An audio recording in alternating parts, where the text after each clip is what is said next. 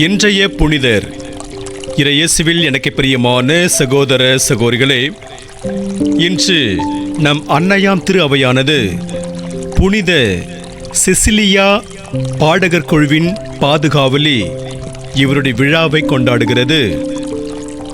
3ஆம் நூற்றாண்டில் வாழ்ந்து மறைசாட்சியாக உயிர் நீத்த செசிலியாவின் உடல் ஸ்டஸ்டேவர் என்னும் இடத்தில் அடக்கம் செய்யப்பட்டது. இவருடைய கல்லறை 1599ஆம் ஆண்டு ஒரு சில காரணங்களுக்காக தோண்டி எடுக்கப்பட்டது.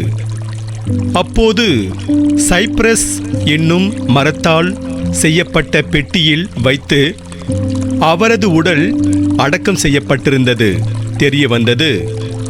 பின்னர் அவர் அடக்கம் செய்து வைக்கப்பட்ட பெட்டியை திறந்து பார்த்தபோது அவருடைய உடல் அழியாமல் அப்போதுதான் இறந்தது போல இருப்பதைக் கண்டு எல்லோரும் ஆச்சரியப்பட்டு நின்றார்கள்.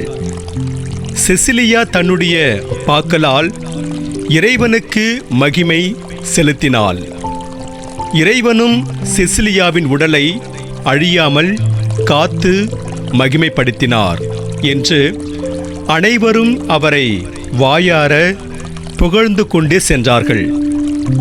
செசிலியாவை பற்றி தெரிந்து கொள்ள நமக்கு இருக்கும் ஒரே ஆதாரம் தூய செசிலியாவின் திருப்பாடுகள் என்ற புத்தகம்தான்.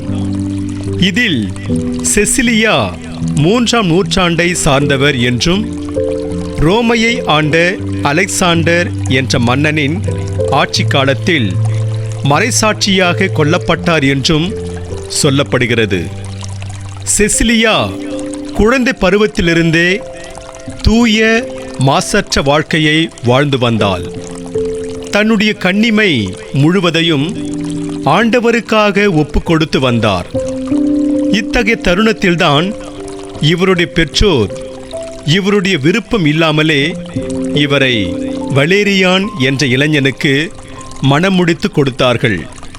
செசிலியாவோ வலேரியாரிடம், நான் என்னுடைய உடலை எனது மணவாளனாகிய ஆண்டவர் இயேசுவுக்கு ஒப்பு கொடுத்து விட்டேன். ஆகையால் எந்த விதத்திலும் என்னுடைய உடலை உனக்கு தரமாட்டேன். என்னுடைய கற்பை எப்போதும் வானதூதர் ஒருவர் பாதுகாத்து வருகின்றார் என்றார். இதை கேட்ட வலேரியான், உன்னுடைய கற்பை வானதூதர் பாதுகாத்து வருகிறாரா? என்னால் நம்ப முடியவில்லையே என்றான். அதற்கு செசிலியா, இதெல்லாம் திருமுழுக்கு பெற்றோரின் கண்களுக்கு மட்டுமே தெரியும், வேறு எவரது கண்களுக்கும் தெரியாது என்றார்.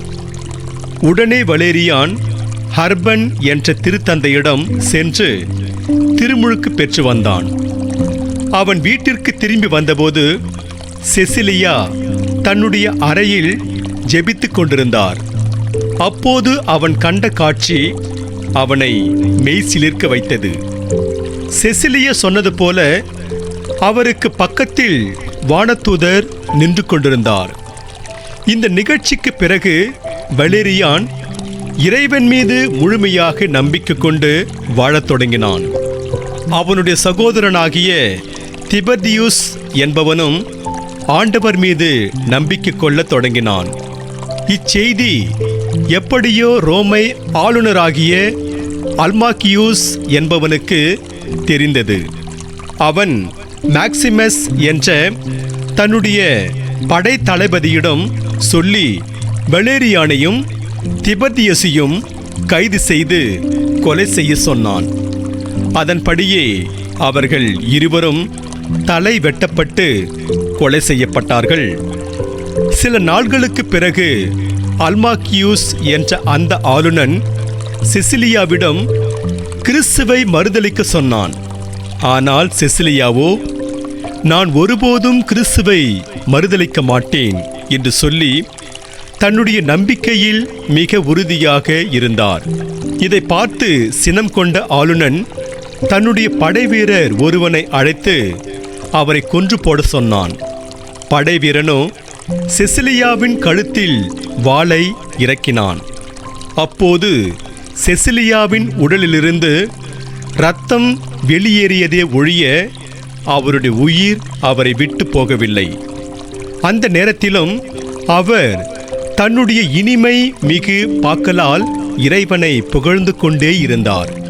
ஏறக்குறைய 3 நாட்களுக்கு பின்தான் அவருடைய உயிர் அவருடைய உடலை விட்டு நீங்கியது. செசிலியா தன்னுடைய மறைசாட்சிய வாழ்வால் இனிமை மிகு பாக்கலால் இறைவனுக்கு மகிமையும் புகழையும் செலுத்தியவளாய் மாறினாள். திரு இசையின் பாதுகாவலியான தூய செசிலியாவின் விழாவை கொண்டாடும் இந்த நல்ல நாளில் அவரிடமிருந்து என்ன பாடத்தை கற்றுக்கொள்ளலாம் என சிந்தித்து பார்த்து நிறைவு செய்வோம். செசிலியா தன்னுடைய வாழ்வு முழுவதும் கடவுள் தனக்கு கொடுத்த திறமையை பயன்படுத்தி இறைவனை புகழ்ந்து கொண்டே இருந்தார்.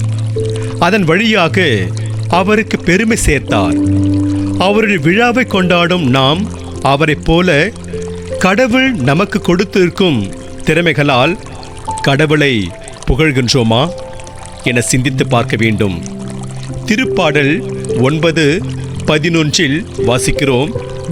சீயோனில் தங்கியிருக்கும் அனைவரும் ஆண்டவரை புகழ்ந்து பாடுங்கள், அவருடைய செயல்களை மக்களினத்தாரிடையே அறிவியுங்கள் என்று. நாம் ஒவ்வொருவரும் இறைவனை புகழ்ந்து பாட வேண்டும் என்பதுதான் நமக்கு முன்பாக வைக்கப்படும் வேண்டுகோளாக இருக்கிறது. முன்பொரு காலத்தில் ஒரு குக்கிராமத்தில் விறகு வெட்டி ஒருவன் இருந்தான். அவன் தான் வெட்டிய விறகை விற்று அதிலிருந்து கிடைத்த சொற்ப வருமானத்தை வைத்து வாழ்க்கை நடத்தி வந்தான். ஆனாலும் அவன் அன்றாடம் கிடைக்கும் விறகுக்காக இறைவனை புகழ்ந்து கொண்டே வந்தான்.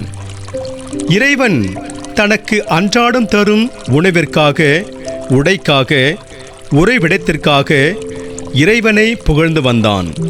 தன் மனைவிக்காக, மக்களுக்காகவும் அவன் இறைவனை புகழ்ந்து வந்தான். ஒரு நாள் அவன் இப்படி இறைவனை புகழ்ந்து கொண்டிருந்த போது மேலிருந்து மலர்கள் அவன் மீது பொழியப்பட்டன. அவன் ஏறெடுத்து பார்த்தான். அப்போது ஆயிரக்கணக்கானோர் மலர்களை தூவிக் கொண்டிருந்தார்கள். உடனே அவன் அவர்களிடம், நீங்கள் எல்லாம் யார் என்று கேட்டான். அதற்கு அவர்கள், நாங்கள் கடவுளுடைய தூதர்கள் என்றார்கள். அவன் மீண்டுமாக அவர்களிடம், என் மீது ஏன் மலர்களை தூவுகிறீர்கள்? நான் அப்படி ஒன்றும் கடவுளிடம் கேட்கவில்லையே என்றான். அதற்காகத்தான் கடவுள் உன்மீது மலர்களை தூவ சொன்னார். உலகில் வாழும் கோடிக்கணக்கான மக்களில் நீ ஒருவன் மட்டும்தான் எதையும் கேட்டதில்லை. மற்றவர்கள் எல்லாம் பட்டியல் போட்டு கடவுளை கேட்ட வண்ணமாய் இருக்கிறார்கள். நீயோ எதையும் கேட்டதில்லை. மாறாக இறைவனை புகழ்ந்து கொண்டு இருக்கிறாய். எனவேதான் இறைவன் மகிழ்ந்து உன்னை பெருமைப்படுத்தினார் என்றார்கள். நாம் இறைவனை புகழும்போது இறைவன் நமக்கு ஆசீர்வாதம் வழங்கிக் கொண்டு இருப்பார். அதைத்தான் இந்த கதை நமக்கு எடுத்து கூறுகிறது. ஆகவே இறையேசுவில் பிரியமான சகோதர சகோதரிகளே, தூய செசிலியாவின் விழாவை கொண்டாடும் இந்த நல்ல நாளில் இறைவனை எப்போதும் புகழ்ந்து கொண்டு இருப்போம் என்ற உறுதி எடுப்போம். இறைவனுக்கு உகந்த வழியில் நடப்போம். அதன் வழியாக இறையருளை நிறைவாக பெறுவோம். இறைவன் உங்கள் அனைவரையும் நிறைவாக ஆசீர்வதிப்பாராக. ஆமென்.